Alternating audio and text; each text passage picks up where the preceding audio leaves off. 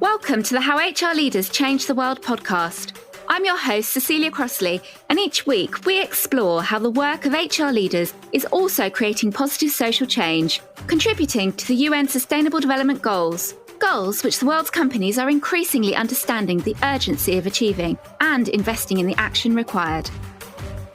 If you'd like clear, actionable ideas for how you can use the power of your role to affect change in your company, you're in the right place. Following a corporate upbringing, I founded the social enterprise From Babies with Love. We provide services to HR leaders, and through this work, I realised that HR professionals and social entrepreneurs are working in the same areas, albeit in different ways. So we created this podcast to share knowledge on steps we can take through the work of HR. In my opinion, if you're an HR professional, you are also a change maker. And this podcast will provide you with examples of how. By sharing the successes of some of the world's most inspiring HR leaders, you can frame your work in the context of positive change, implement brilliant ideas, and feel absolutely wonderful about doing so.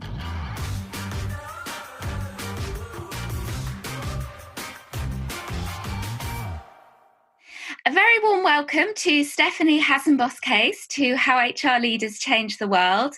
Stephanie, it's extra special to have you here because we've known each other for several years now, and across another role that you've had as a global CHRO. And you are now the global CHRO at DLL, which not all our listeners will know the DLL group. So I'd love to ask you to introduce yourself and the work that you do. Great. Thank you, Cecilia. It's so nice to be here with you today. And I'm excited to talk about the work that has inspired me at DLL.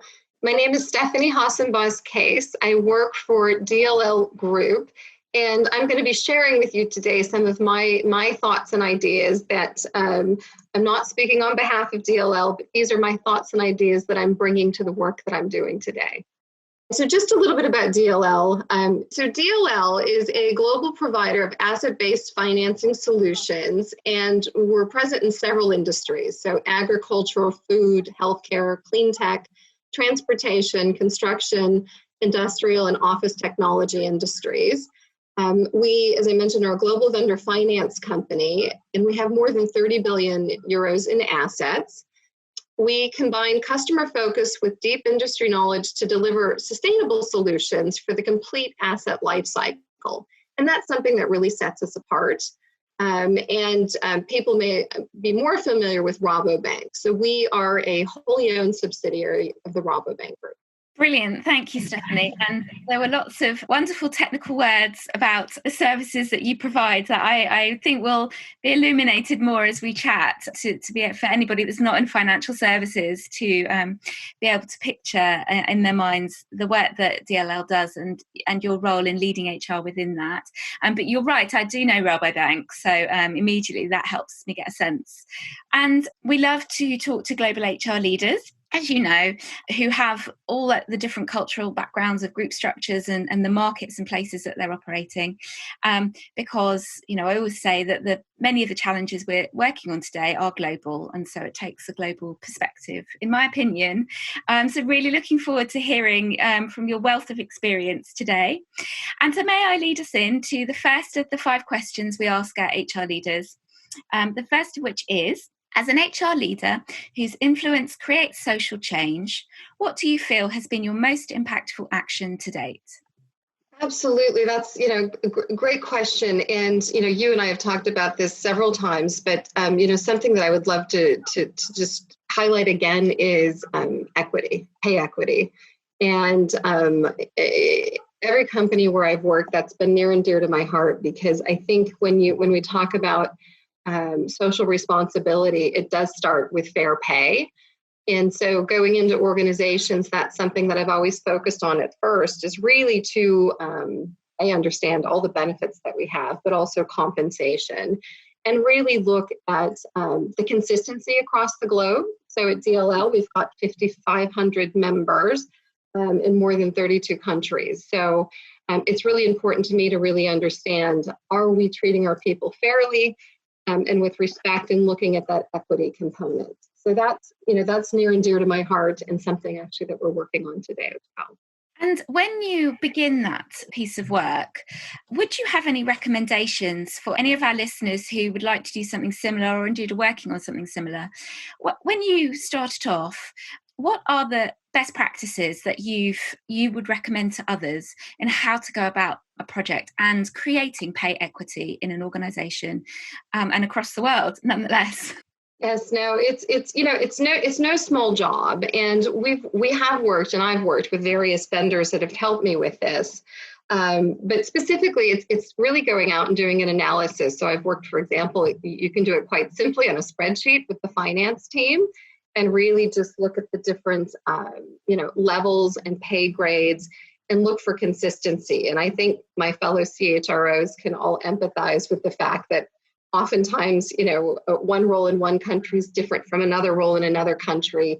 And of course, you have to take into account local benchmarking. And so, I've done it from, as simple as using an Excel spreadsheet, working with finance to look at this, all the way to using, some of the best known vendors in the market who come in and really help us to do a deep dive analysis. Same with benefits. I've done everything from a quick and dirty survey, right? Just asking our people what's important to you. Because as you can imagine, depending on, where you are in your life, whether you're, single and out of school, or maybe you have a partner, or you're looking at having children, or, nearing retirement, different benefits are important to you at different stages in your life. And I think it's important to make sure that our benefits reflect that. And so from a best practice perspective, it's quite straightforward. You just got to dig into the data and take a look at what it tells you, and look at that benchmarking data locally as well, and then look for parity across the globe.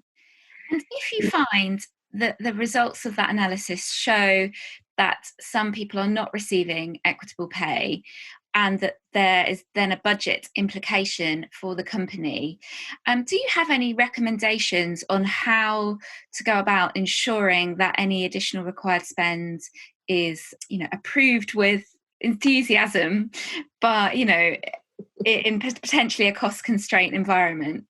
Yes, so I've had those prickly conversations with finance, who might look at you cross-eyed and say, oh my goodness, what are we talking about? Had numerous conversations with the CEOs that I've worked with, but I've always been encouraged by the, when you come with data, it's really hard to refute, right? So as you bring the data, it's something that you can easily get finance on board with and your CEO on board with. But, my discussion has always been around, does it make sense to wait a year, 5 years, 10 years? Because oftentimes you'll be pushed to think about, well, in what time frame do you want to correct this problem or this situation? And, my goal has always been to get people within the bands that we've set for the various roles. And nobody should be outside of band. And if they are, then perhaps we need to be having a different conversation as to why we're not willing to pay them within a specific band. And so it's really been the conversation around, gosh, if it were you or if it were me, and you found out that you weren't being paid the same, right, as other people doing a similar job, how would you feel? And that quickly gets them on board with, well, you're right, that wouldn't be a good thing to find out. And, you go down the road of, if you value your people and you value their contribution, you also have to treat them fairly. And so I've always pushed for, within a year, I want to get everybody within the bands, right? And then we can look at, moving people around within those bands. But within a year has always been my goal. And I've been able to get finance and our CEOs on board. Granted, the companies where I've worked, we haven't had a huge challenge. There are spots here and there, but it hasn't been overwhelmingly large. But it's something that we've been able to address quite quickly. It's brilliant to hear of your success and the approach of the combination of data and the human connection in creating, between a budget holder and everybody else, and remembering that it could apply to them too, and how would they feel. Great questions to ask. Yeah. And Stephanie, our second question is to go a bit broader and think about your industry in financial services. May I ask, what do you feel is the most exciting opportunity for HR professionals in financial services to change the world? Wow. So I've worked across numerous industries, and I've spent quite a bit of time in financial services. And I'm going to have to think in terms of what really stands out. I think probably one of our bigger challenges is there's all these new banking regulations that are out there. DLL is considered a global niche bank, in fact. And so we're subject to different rules and regulations like the European banking regulations, et cetera. So I think, one of our challenges that maybe is unique to financial services are the constraints that are put on compensation. So the constraints on variable pay for our members in the organization. So that is one challenge I would say that's definitely unique. And, with that in mind, we really have to think too, well, then how do we stand out, right? If we're not able to pay people short-term incentive or bonuses, and that's just for a few people, what we call identified staff, but nonetheless, it's a challenge. And so we're constantly looking at what else can we do to stand out in the market. So what's our employee value proposition? Why would you come and work for us versus someone else? Our strategy is, we've got 4 different pillars to our strategy, and the one that I'm leading and our strategic goal for 2024 is to become a global employer of choice. So as I think about that, I think, okay, well, we've got, limited resources, limited funding, et cetera. So we can't be good at everything. So taking a step back and thinking, what are the 1, 2, or 3 things that we can do to stand out as an employer of choice, and not just specific to financial services. So, I'm sure my fellow CHROs can relate, but, when I looked for my role here, I wasn't just looking in financial services, I was looking across various industries. And so we have to be able to attract talent, not just from within financial services, but really, we want the best and the brightest from across all industry. So I'm out there constantly looking at what are other companies doing, and considering, again, where do we want to place our bets? So what are those 1, 2, or 3 areas that we're really going to focus on to help us stand out? And I was wondering if I could ask a follow-up question, in that you mentioned that there are some regulatory constraints on performance-related pay, short-term performance-related pay. And I was wondering whether you're seeing, when you're doing your research, any companies building in broader performance measures than financial KPIs into the calculations for any performance-related remuneration. I've heard a few things myself about some of the Sustainable Development Goals becoming part of measurement frameworks for performance. Are you coming across that as well? Absolutely, and this is a topic near and dear to my heart. So, when I first became CHRO years ago, I was fascinated to see that our executives were measured just on financial metrics, right?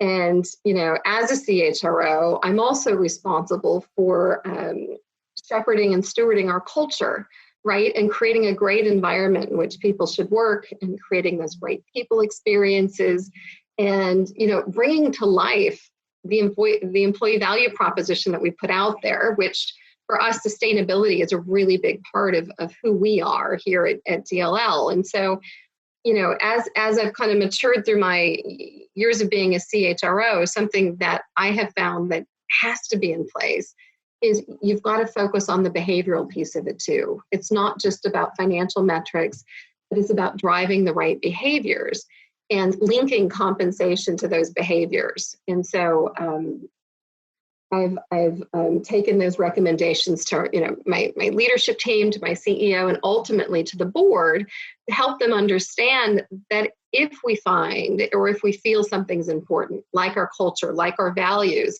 like social responsibility or sustainability, we absolutely have to put metrics in place so that our people, number one, understand what's expected of them, but two, that they're rewarded for doing the right thing. And we need to measure that. And, those things, that get measured get changed. So, it's incredibly important. And the UN sustainability goals, that's something that, we've looked at, and we've picked out those that we really want to amplify and focus on. And I'm newer to my role here at DLL, but that's something that we're just heading down that journey to look at, okay, what are the behaviors explicitly? What is it about our culture that's important? When we talk about engagement of our members, what do we expect, of our leaders and of our members? And so what are those metrics that we're going to put in place? So we're just starting those discussions here. And sustainability is front and center for us. So I'm glad you reminded me of that, and we're calling that out. Well, it's absolutely brilliant to hear, and it must be a really interesting piece of work to do to build all of those into the framework that you use. And as you were talking, I was also thinking of the phrase, what gets measured gets done. And I find it to be true all the time. So it's lovely to hear in all the experience you have and the work that you do, that you are seeing that change coming about, because I can see that will have a huge impact on behaviours and decisions and changing the world. And question 3, Stephanie, is to ask something that you're personally interested in, any area of social or environmental injustice that you feel passionately about, and linking that to your work as a CHRO, and any interesting examples you'd like to share of how your CHR role creates the opportunity for you to create some change in that area. Yes. So, social injustice. What a year it has been, right? If we look back over the past year, and I'm living here in America, and and I know globally it's true as well. But just the social unrest and some of the social injustices that we've witnessed over the past year really cause you to pause, right, and think about how must that feel, right, and how could I relate to that, and more importantly, what are we going to do, right, to make sure that we're creating awareness, and diversity, equity, and inclusion is an area that it's all the hype now, and rightfully so, and it's something companies are really alive to and focused on, but as I think about it, diversity is kind of the easy part, right? You can choose the candidates, diverse candidates, and bring them in and create that diverse environment. I think inclusion is the hardest piece of that. And I liken it to, and I hope I get this right, I liken it to, it's, you're being invited to the dance, but were you ever asked to dance, right? And inclusion is something that we're focused on at DLL.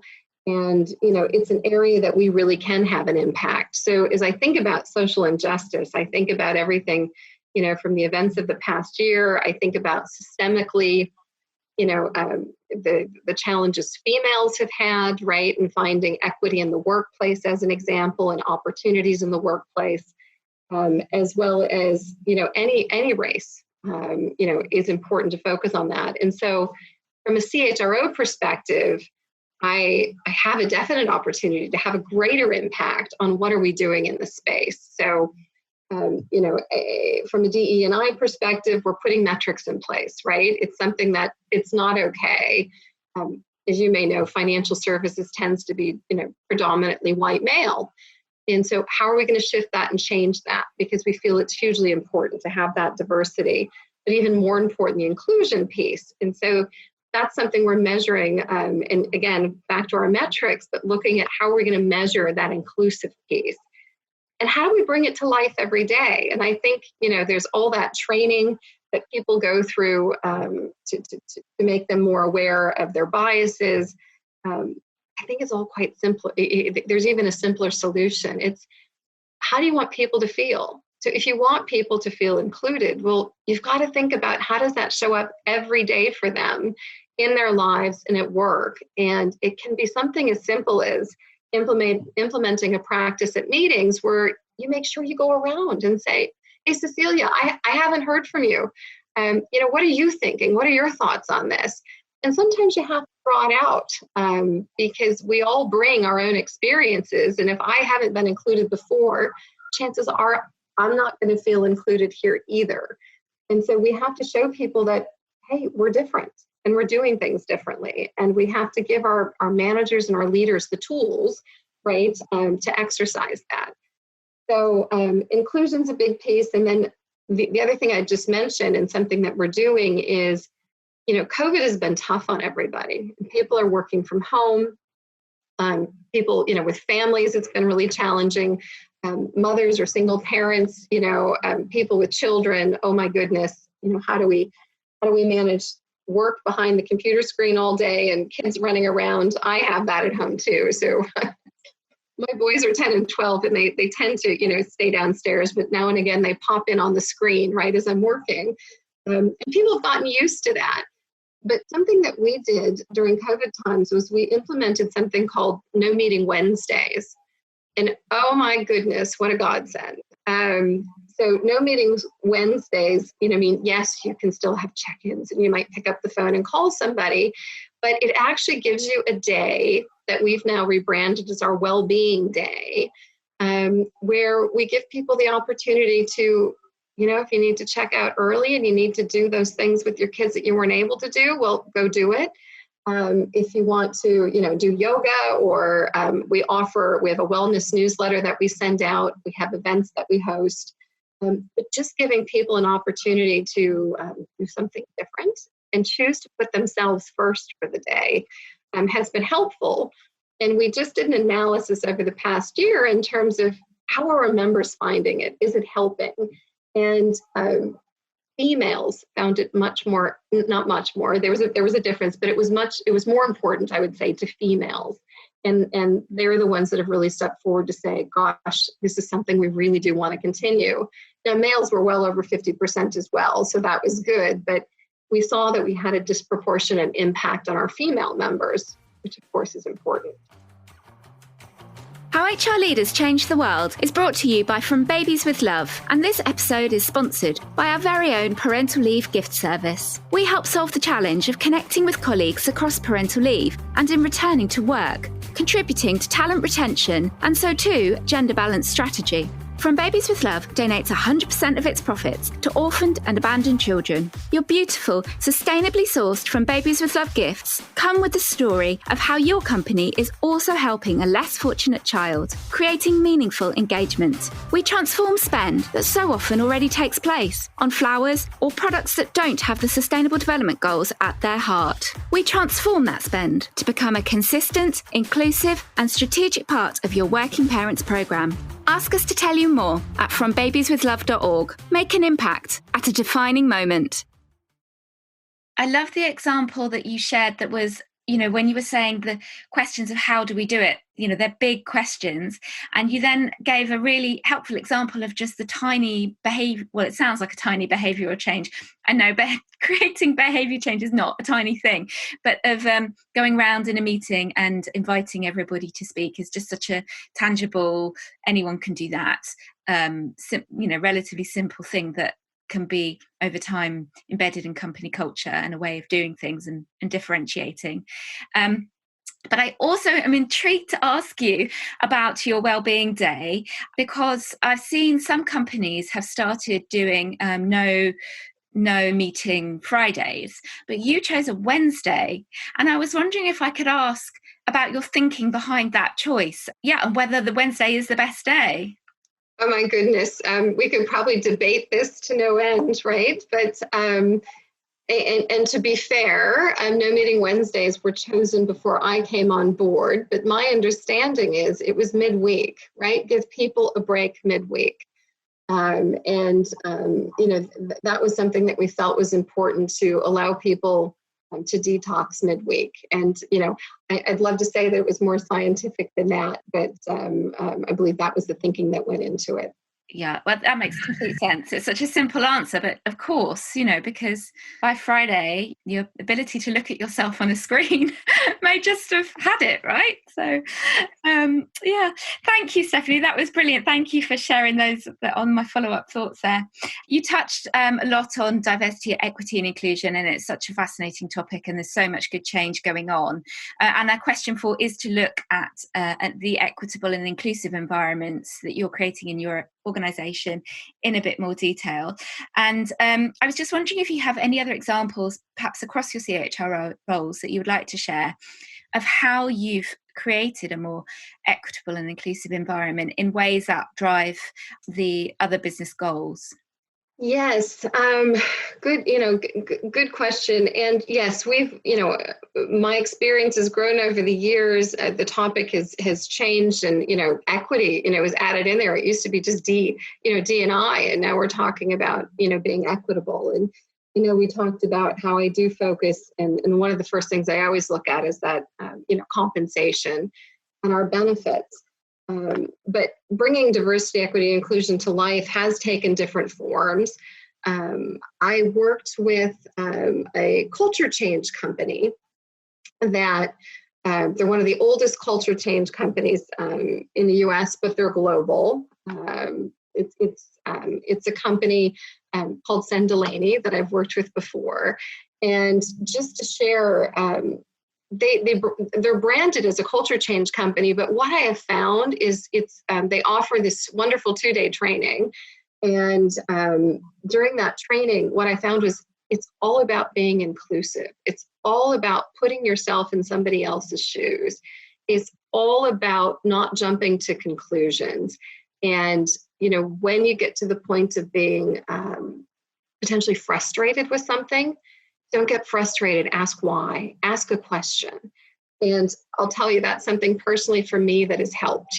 Sometimes we come to work, we come to a situation with assumptions, and you've got to get rid of those, and you just have to ask the question, why? Help me understand. And, I have been surprised over and over and over again at maybe how I've even come with preconceived notions of what's going on, and I'm totally off the mark. And so I've used a company like Sendelaney who has helped me with that. At Grant Thornton International, we actually did different exercises with people to bring to life how we think we know what we know. And we had a program called Transformational Leadership, and it was all about getting leaders comfortable with being uncomfortable. And not having all the answers, and actually being okay with that. And I'll give you an example. We took a group of our most senior leaders. We were in Greece for a meeting and went to a immigration to a camp, right, where immigrants who were fleeing from different horrible situations were in this camp in Athens. And before we went, everybody talked about maybe what they expected, to conjure up those images. What are you expecting? Is it going to be cramped, dirty, overrun? Are people staying for months on end? And so I had already conjured up in my mind, kind of what I was bracing myself for, because I've never been to one of these, camps. And when we got there, it was quiet. It was quiet. You didn't see anybody. You saw a few kids playing. There was hardly anybody there. And as we sat and we talked about it, the woman said, oh no, people come and they leave as quickly as possible. They've got a destination. They're on their way. She said, you just missed it. But a whole group had just walked out, a mother with kids on each arm and suitcases, and they are off to their destination. And even though they've come from, horrible circumstances, they're hugely resilient. And so it was nothing that I expected. And it was funny because all of our leaders, we had the same experience. And so and we had different scenarios of this, not just, an immigration camp, but we went to different places. And, when we all reconvened at the end of the day, it was fascinating because we all really realized, okay, we come from, similar backgrounds, many of us, had the same preconceived notions and, maybe even judgments that weren't fair.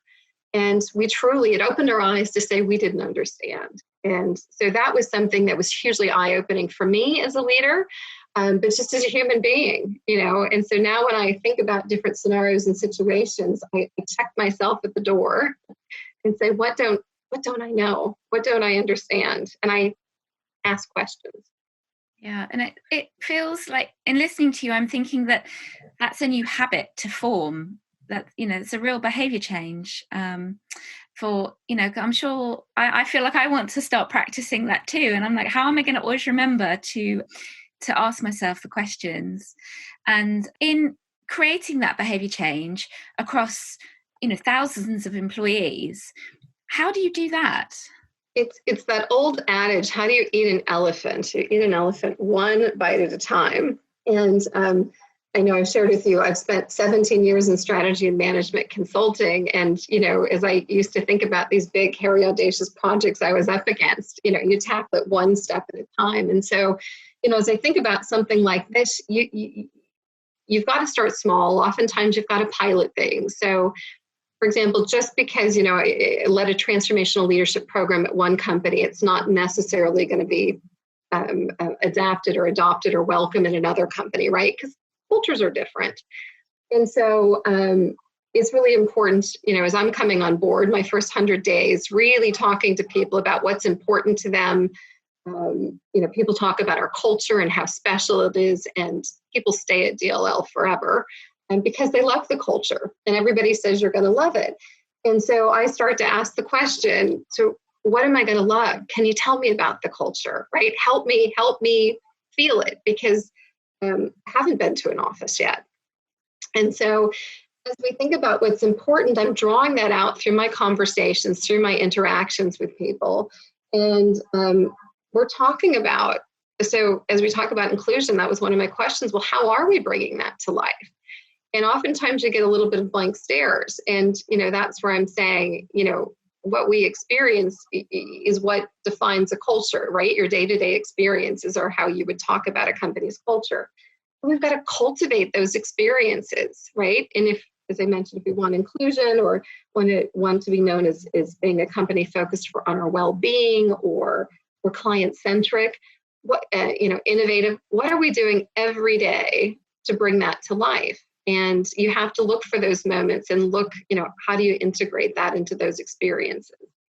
I start small, pick an area, and let's focus on inclusion. What are we going to do? How are we bringing it to life? And we pilot it. And the beautiful thing about working in a global company is it's not a one size fits all.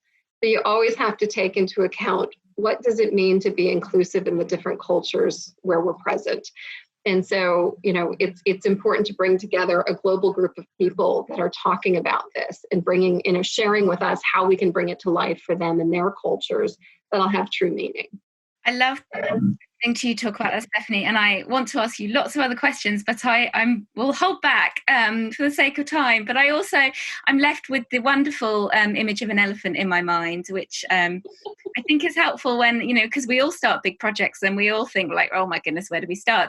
But also, I don't know if you know that an elephant is a really caring animal, and with family structures, and they won't let their young be at risk or left to fend for themselves. And if a young elephant is orphaned, one of the other elephants in the herd will adopt it as such. And so from Babies with Love, given what we do, I particularly like elephants. So I really am going to remember what you said with thinking about the elephant. Yeah, thank you. And our final question, Stephanie, is people often say it's the hardest because we like to get really specific so that our listeners that are feeling inspired by listening to you can put something on their to-do lists for tomorrow or next week or next month, but something that they can really take away and put into place in their own team and their own company. And it's to ask you one specific action that you would like to see all HR leaders and all HR professionals do to make a positive change for the world. What would that one action be?